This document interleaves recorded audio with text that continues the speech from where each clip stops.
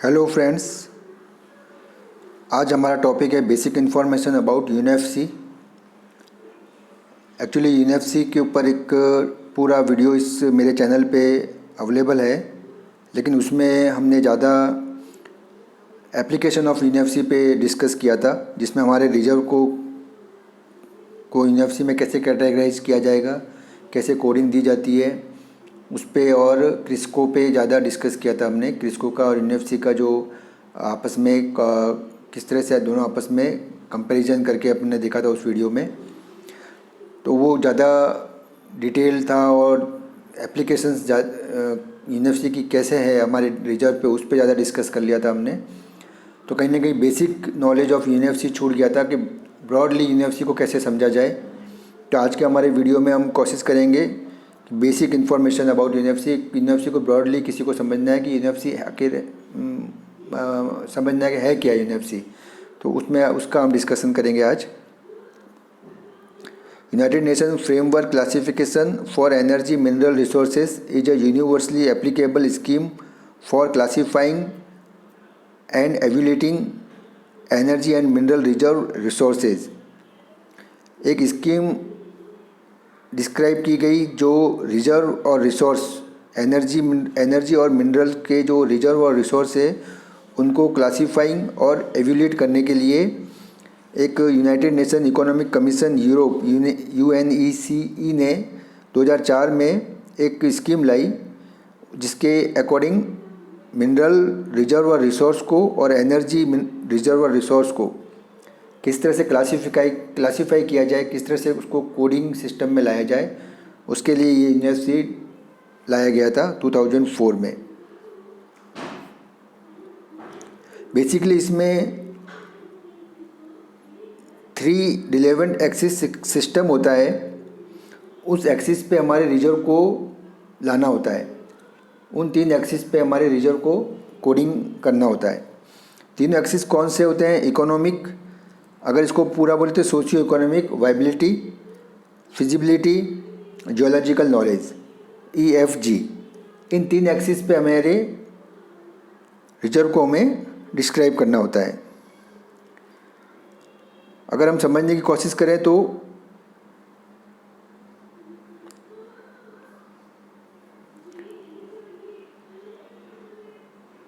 इस तरह से अगर 3 स्टैंड है, 3 स्टैंड दिए जाते हैं जिस पे हमारे रिजर्व के लिए कोडिंग लानी होती है। मान लीजिए 1 2 3 इस तरह से कोडिंग लानी होती है। तो ये तीनों एक्सिस पे जब कोडिंग हमारे रिजर्व की आ जाती है तो वो यूनिवर्सली क्लासीफाई हो जाता है।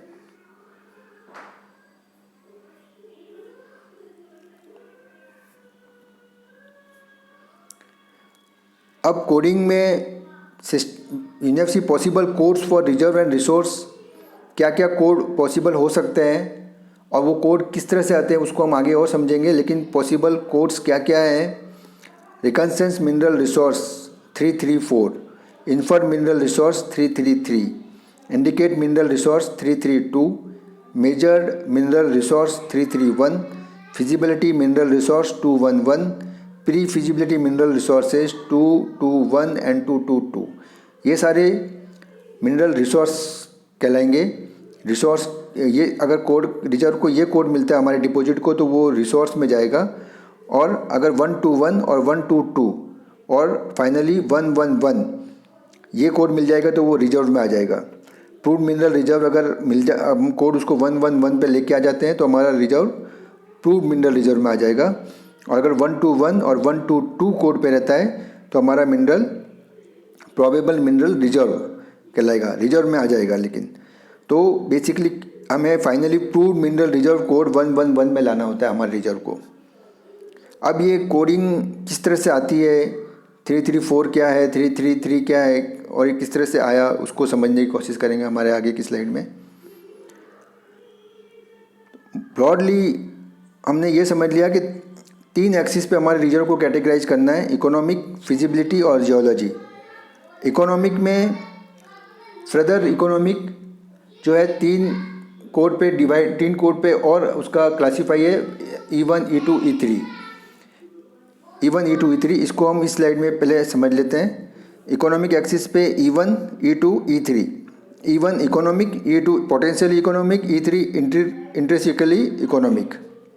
फिजिबिलिटी भी तीन एक्सिस पे फर्दरी डिवाइड है, F1 F2 F3। Feasibility study, F2 pre feasibility study, F3 geological study. Geological axis चार कोड पे डिवाइड है, G1 G2 G3 G4। Detail exploration, general exploration, prospecting और रिकन्सेंस। अब इनको हम अच्छे से समझने की कोशिश करेंगे कि इस बेस पे किस तरह से हमारा डिपॉजिट को क्लासिफाई किया जाता है। तो यहाँ हम देखते हैं कि इकोनॉमिक एक्सिस, फिजिबिलिटी एक्सिस और जियोलॉजी एक्सिस, जिस तरह से हमने आगे पिछले स्लाइड में अभी देख के आए कि इकोनॉमिक तीन पे है डिवाइड, ऑलरेडी फर्दर तीन कोड पे और डिवाइड है उसका। तो इकोनॉमिक, पोटेंशियल इकोनॉमिक और इंट्रिंसिकली इकोनॉमिक 1 2 3 कोड यहाँ से मिलेगा इकोनॉमिक से। तीन कोड फिजिबिलिटी के भी डिवाइड है, geological study, pre feasibility study और फिजिबिलिटी स्टडी। तो ये भी 1 2 3 पे डिवाइड है। और जियोलॉजिकल एक्सिस चार कोड पे डिवाइड है, detail exploration, general exploration, prospecting और रिकन्सेंस। अब अगर हम यहाँ समझने की कोशिश करें कि किस तरह से ये 1 1 1 2 1 और ये आया था, तो हम देखते हैं कि अगर इस पॉइंट पे कोई रिजर्व या इस पॉइंट पे कोई रिजर्व आता है तो इकोनॉमिक में वो 3 मिल रहा है उसको, जियोलॉजी में 4 मिल रहा है और फिजिबिलिटी एक्सिस भी 3 मिल रहा है। तो उसके लिए क्या कोड हो गया, इकोनॉमिक 3, फिजिबिलिटी भी 3 और जियोलॉजी पे 4। तो वो रिजर्व हो गया 3 3 4, रिसोर्स वो रिसोर्स में जाएगा 3 3 4। अभी किस तरह से आता है, तो 4 क्यों मिला उसको, तो ऐसा कोई डिपॉजिट या ऐसा कोई एरिया जिसको कोई कंपनी लेने के लिए स्टार्ट कर रही है, लेना चाहती है, तो उसका ब्रॉडली एक सर्वे कराएगी, एरियल सर्वे कर लो, या जियोलॉजिस्ट उसको सिर्फ एक विजिट किया है उसने और कुछ चिप सैंपल उठा लिए वहाँ से, सिर्फ पूरे एरिया से। उस एरिया में मान लो किलोमीटर्स में वो एरिया है, 100 ऑफ किलोमीटर्स, 1000 ऑफ किलोमीटर्स में से है, और उसमें जो काम का एरिया है या जितना पे डिपॉजिट है उतना अभी पता नहीं है, लेकिन पूरे एरिया को विजिट किया है, तो वो रिकॉन्सेंस सर्वे कहलाएगा। रिकॉन्सेंस सर्वे में वो जियोलॉजिकल एक्सिस पे 4 पे जाएगा। अब जियोलॉजिकल एक्सिस पे अगर कोई 4 पे जाएगा तो वो फिजिबिलिटी पे 3 पे जाएगा ही जाएगा और इकोनॉमिक पे भी 3 पे जाएगा ही जाएगा, क्योंकि इकोनॉमिक कोई स्टडी उसकी नहीं की जा सकती है, नहीं उसकी फिजिबिलिटी स्टडी की जा सकती है सिर्फ रिकॉन्सेंस के बेस पे। तो वो deposit resource reconnaissance mineral resource कहलाएगा 3 3 4। इसी तरह अगर उसकी कुछ हमने पर्टिकुलर पैटर्न पे ग्रिड पैटर्न डिवाइड करके उसकी कुछ चिप सैम्पलिंग करा ली और उस चिप सैम्पलिंग के कुछ रिजल्ट भी हमने क्वालिटी से हमने कोई रिजल्ट भी टेस्ट करवा लिए, तो वो 3 से वो 4, वो जियोलॉजी में वो 3 पे आ जाएगा, 4 से 3 पे आ जाएगा। प्रोस्पेक्टिंग में आ जाएगा, कुछ ट्रेंचिंग भी करवा ली तो वो 4 से 3 पे आ जाएगा जियोलॉजी एक्सिस पे। लेकिन अभी भी उसकी इकोनॉमिक और फिजिबिलिटी स्टडी नहीं कराई जा सकती है इतने से चीज़ के बेस पे, तो वो 3 3 3 रिसोर्स कहलाएगा। और उसकी अगर हमने कुछ प्रोस्पेक्टिंग पैटर्न में कुछ प्रोस्पेक्टिंग करा ली, मान लीजिए हमने 800 बाई 800 मीटर पे या पूरे एरिया में हमने इतने होल करा लिए कि उसके बेस पे हम ये डिसाइड कर सकते हैं कि हमें कितना एरिया इसमें काम का है, वो चीज़ हमने उसमें से निकाल ली। अगर आउटकम निकाल लिया है तो वो प्रोस्पेक्टिंग से एक स्टेप ऊपर जनरल एक्सप्लोरेशन में आ जाएगा जियोलॉजी एक्सिस पे। जनरल एक्सप्लोरेशन पे आने के बाद उसको हम उसमें उसके जो रिज़ल्ट हमारे पास आया है, जो कोर आया है, उसके बेस पे हम उसकी एक जियोलॉजिकल रिपोर्ट भी बना सकते हैं, तो जियोलॉजी स्टडी हो जाएगी। तो फिजिबिलिटी एक्सिस पे वो 2 पे आ सकता है। तो 3 अगर इकोनॉमिक अभी पता नहीं चल रहा है या इकोनॉमिक भी पता कर लिया, उसका आउटकम हमने निकाल लिया कि इतना एरिया काम का है और उसका इकोनॉमिक भी अगर कुछ पता कर लिया हमने, तो फिर वो 2 2 2 पे आ जाएगा। 2 2 2 फिजिबिलिटी रिसोर्स कहलाता है। और अगर इकोनॉमिक पता नहीं है तो वो 3 2 2 पे आ जाएगा, फिजिबिलिटी रिसोर्स कहलाएगा वो। दोनों ही केस है, फिर 222 पे भी आ सकता है और 322 पे भी आ सकता है। और अगर हमने उसकी फर्दर डिटेल एक्सप्लोरेशन करा लिया हमने, इसी में अगर हमने उसका इकोनॉमिक पोटेंशियल इकोनॉमिक अगर पता किया है तो 2 पे आएगा। अगर हमने पूरा इकोनॉमिक भी पता कर लिया है, मान लीजिए उसकी इकोनॉमिक वैल्यू पता कर ली मार्केट में, इस मिनरल की क्या वैल्यू है या इससे जो हम फाइनल प्रोडक्ट बनाएंगे एंड यूज, जियोलॉजी एक्सिस पे अभी हमने उसको जनरल एक्सप्लोरेशन ही किया है, लेकिन उसकी इकोनॉमिक पता कर लिया हमने, तो भी वो 122 पे भी आ सकता है। 122 एक इकोनॉमिक रिजर्व हो जाएगा, रिजर्व में कैटेगरी में जा सकता है वो। और अगर इकोनॉमिक भी पता कर लिया और उसकी फिजिबिलिटी स्टडी भी पता कर ली हमने, तो इकोनॉमिक पे 1 हो गया, फिजिबिलिटी स्टडी उसकी अगर 1 हो गई, फिजिबिलिटी स्टडी पूरी करा ली हमने तो 1 1। और अगर डिटेल एक्सप्लोरेशन करा लिया है, जो जिस मिनरल के लिए जितना आईबीएम की तरफ से रिक्वायर्ड ग्रिड पे पैटर्न पे हमें रिजर्व एक्सप्लोरेशन करवाना है। मान लीजिए लाइमस्टोन को आईबीएम 200/200 पे अलाउ करती है, तो वो हमने 200/200 ग्रिड पैटर्न पे अगर एक्सप्लोरेशन करवा लिया है तो वो रिजर्व ऐसा 111 पे आ जाएगा, रिजर्व हो जाएगा वो। आगे और रिजर्व को आईबीएम में 111 और 121 और 122 में कैटेगराइज किया हुआ है रिजर्व में। इस तरह से हम देख लेते हैं, यहाँ पे पहले समझ लेते हैं एक बार।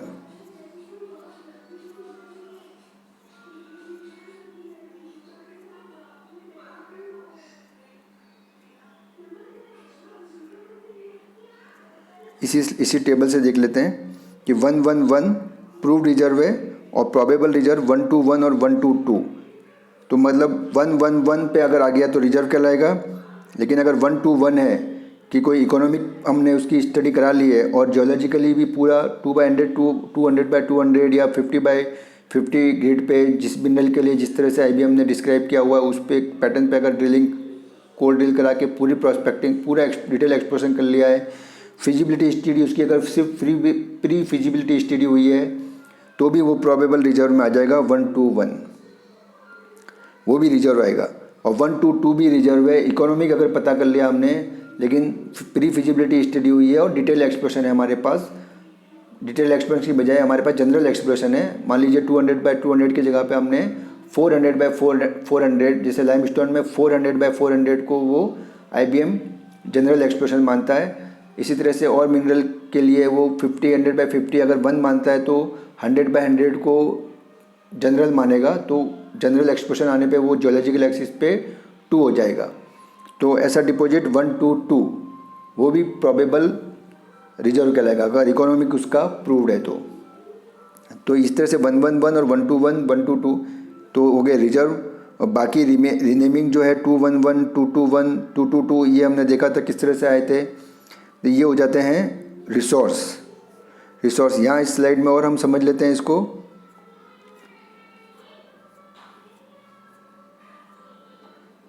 कि किस तरह से कोई रिसोर्स की तरफ रिसोर्स है वो रिजर्व की तरफ कैसे बढ़ता है। तो कोई सिर्फ हमारा रिकॉन्सेंस रिसोर्सेज है जिसमें हमने सिर्फ रिकॉन्सेंस किया है तो वो जियोलॉजिकल एक्सिस पे 4 रहेगा, तो ऑटोमेटिक इकोनॉमिक और फिजिबिलिटी एक्सिस पे 3 आएगा, तो 3 हो जाएगा। उसमें अगर जनरल एक्सप्लोरेशन रिकॉन्सेंस के बाद अगर प्रोस्पेक्टिंग कुछ की भी है तो भी वो रिसोर्स में रहेगा 3 अब उसमें अगर हमने कुछ जियोलॉजिकल स्टडी कर ली उस डिपॉजिट की तो इकोनॉमिक पे भी मान लीजिए वो पोटेंशियल इकोनॉमिक पे आ जाएगा, तो 222 में आ जाएगा वो, तो एक स्टेप ऊपर बढ़ जाएगा।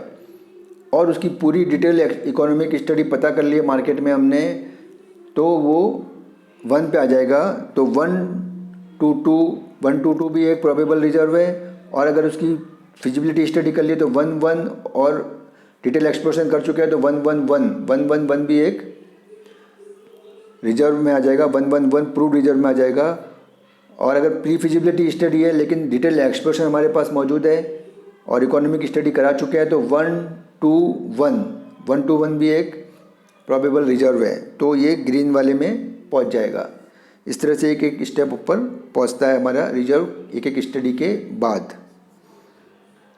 इस तरह से हम देख सकते हैं कि कोई जियोलॉजिकल रिसोर्स है, उसकी अगर फिजिबिलिटी स्टडी करा ली तो वो फिजिबिलिटी रिसोर्स बन जाएगा। अगर फिजिबिलिटी रिसोर्स की इकोनॉमिक स्टडी करा ली तो फाइनली वो रिजर्व में कन्वर्ट हो जाएगा।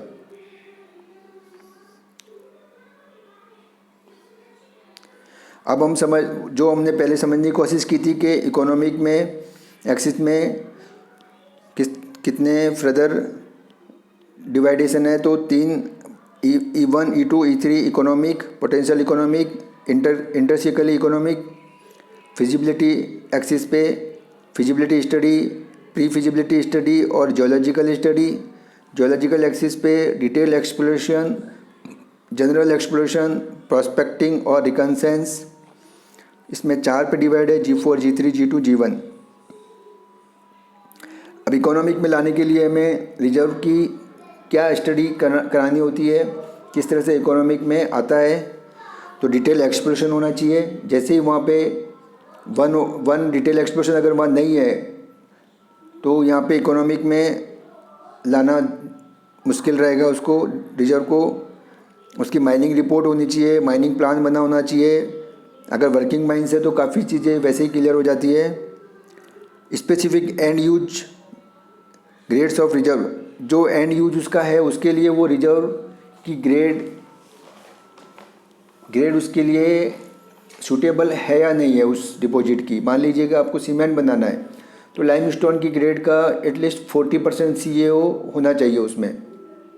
उसके बाद कह सकते हैं कि कुछ ब्लेंडिंग करेंगे या कुछ हाई ग्रेड लेंगे, अदरवाइज 40% CO से भी नीचे है तो मार्केट में उसको इतना हाई ग्रेड खरीद के या उसको इकोनॉमिक नहीं बनाया जा सकता। तो इस तरह के डिपॉजिट को, लाइमस्टोन की बात करें तो उसको सीमेंट ग्रेड के लायक डिपॉजिट नहीं माना जाएगा, तो वो इकोनॉमिक स्पेसिफाइड ग्रेड नहीं हुई उसकी।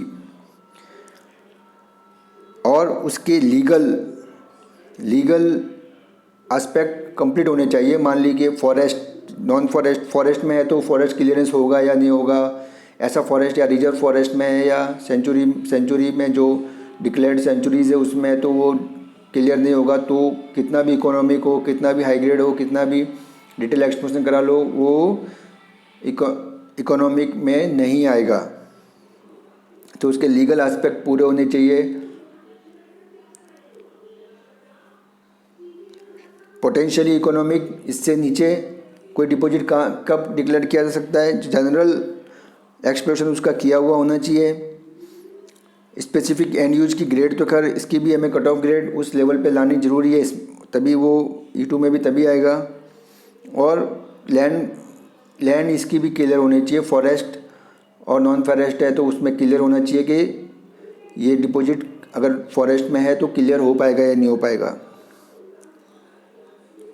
तो इस तरह से E1 E2 E3 में डिपॉजिट किस तरह से डिस्क्राइब होता है। इसी तरह से फिजिबिलिटी स्टडी में F1 F2 F3 में किस तरह से डिपॉजिट डिस्क्राइब होता है उसको समझ लेते हैं। अगर detail study on the basis of following point a report of feasibility has to be prepared. अगर उसकी जो नीचे डिस्क्राइब पॉइंट है इसके बेस पे एक फिजिबिलिटी स्टडी की हुई है तो उसको फिजिबिलिटी रिपोर्ट बोलते हैं। अगर वो फिजिबिलिटी रिपोर्ट कंप्लीट है तो वो उसको फिजिबिलिटी एक्सिस पे F1 पे जाएगा। कौन कौन से पॉइंट है, geography, infrastructure, geology, legal, operating, environmental, marketing, feasibility, risk assessment. इन पॉइंट पे उसकी स्टडी की हुई है कि उसकी ज्योग्राफी किस तरह से है, कि वो रेलवे ट्रैक कितना पास है, एरोप्लेन, अगर एरोड्रम या एरोप्लेन की बात करें तो वो कितना पास, उस कितनी किलोमीटर्स पे है, हाईवे कितने किलोमीटर्स पे है, ज्योग्राफिकल सिचुएशन क्या है उसकी, इंफ्रास्ट्रक्चर आसपास कैसा है उसका, जियोलॉजी वहाँ की पूरी स्टडी की हुई है। लीगल एस्पेक्ट जैसे कि बात की हमने फॉरेस्ट नॉन फॉरेस्ट में क्लियरेंस हो पाएगा नहीं हो पाएगा, लैंड की लीगल क्या है, उस लैंड का लीगल स्टेटस क्या है, ऑपरेटिंग कॉस्ट तो महंगी नहीं पड़ रही है उसमें। अगर मिनरल को निकालना, ऐसा नहीं हो कि हमारी मिनरल की वैल्यू मार्केट में 200 रुपीज़ पर टन है और हमें निकालना वो 300 रुपीज़ पर टन पे पड़ रहा है, तो वो कॉस्ट पता होनी चाहिए। एनवायरमेंटल उसका इश्यूज़ क्लियर है या नहीं है। मार्केटिंग पता होनी चाहिए मार्केटिंग में उसको बिक पाएगा या नहीं पाएगा, एंड यूज उसका जो भी मिनरल बनेगा वो मार्केट में उसकी डिमांड क्या है। फिजिबिलिटी स्टडी उसकी होनी चाहिए कि फिजिबल निकालना फिजिबल हो पा रहा है नहीं हो पा रहा है, ऐसी लैंड कोई फंस रही तो नहीं है कि कोई मान लीजिए जो लोकल लोग हैं या लोकल जो वहाँ पे ह्यूमन बींग रह रहे हैं उनसे हम खाली करा पाएंगे नहीं, प्राइम उनसे ले पाएंगे या नहीं ले पाएंगे लैंड। रिस्क असेसमेंट पूरा चेक करा हुआ होना चाहिए। तो इन पॉइंट पे अगर पूरी स्टडी की हुई है तो वो फिजिबिलिटी एक्सिस पे F1 पे जाएगा। इसको फिजिबिलिटी रिपोर्ट बोलते हैं। अगर प्री फिजिबिलिटी रिपोर्ट कंप्लीट है कि इन्हीं पॉइंट पे अगर उसकी कुछ स्टडी में मान लीजिए फॉरेस्ट आज नहीं तो थोड़ा सा उसमें टाइम लग रहा है लेकिन क्लियर हो जाएगा, तो उसको प्री फिजिबिलिटी स्टडी बोलते हैं। इन्हीं पॉइंट पे अगर स्टडी की हुई है तो प्री फिजिबिलिटी अगर स्टडी है तो भी वो F2 पे जाएगा। और सिर्फ जियोलॉजिकल स्टडी की हुई है, सर जियोलॉजिकल प्लान बनाया हुआ है, उसमें हमने उसका एनवायरमेंटल पॉइंट भी देखे हैं, इंफ्रास्ट्रक्चर भी देखा है, लेकिन सिर्फ जियोलॉजिकल एक प्लान बनाया हुआ है, जियोलॉजिकल रिपोर्ट बनाई हुई है, तो वो जियोलॉजिकल स्टडी कहलाएगी और वो F3 पे जाएगा। तो इस तरह से फिजिबिलिटी एक्सिस पे F3, F2, F1 geological study, pre feasibility study और फिजिबिलिटी स्टडी, इस तरह से एक एक स्टेप ऊपर बढ़ता है।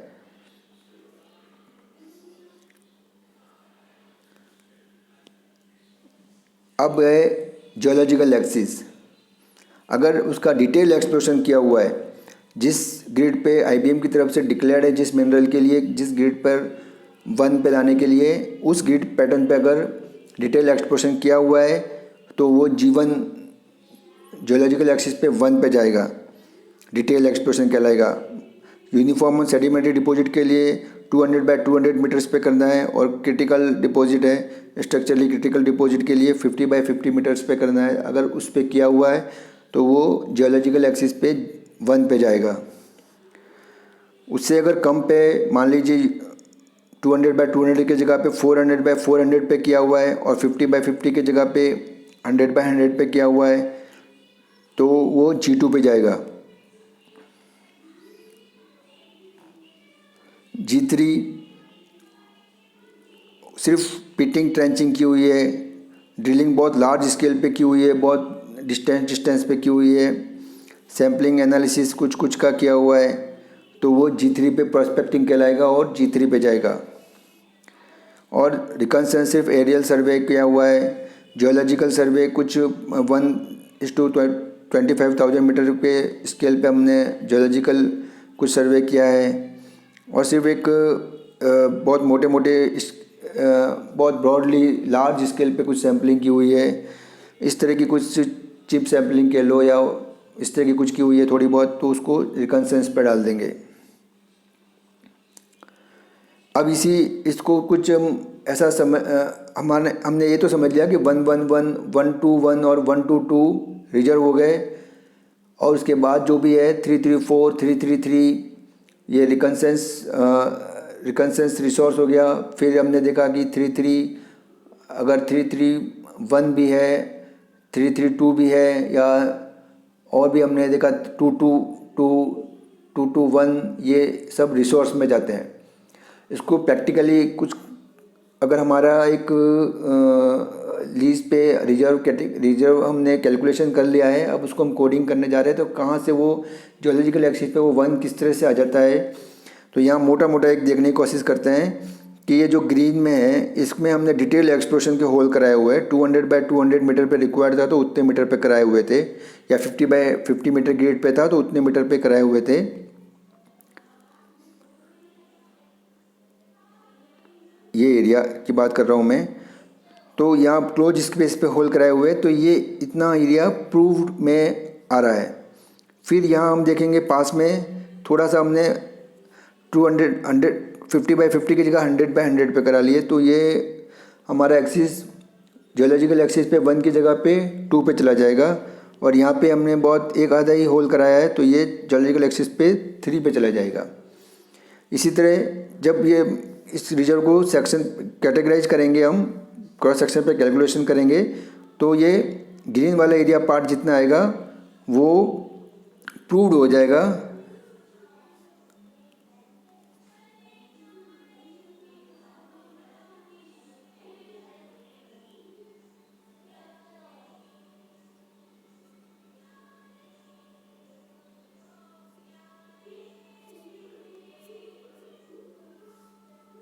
यहाँ हम देख लेते हैं एक बार और कि ये जो क्लोज स्पेस थे, जब इसकी कैलकुलेशन करेंगे ये वाला एरिया, तो ये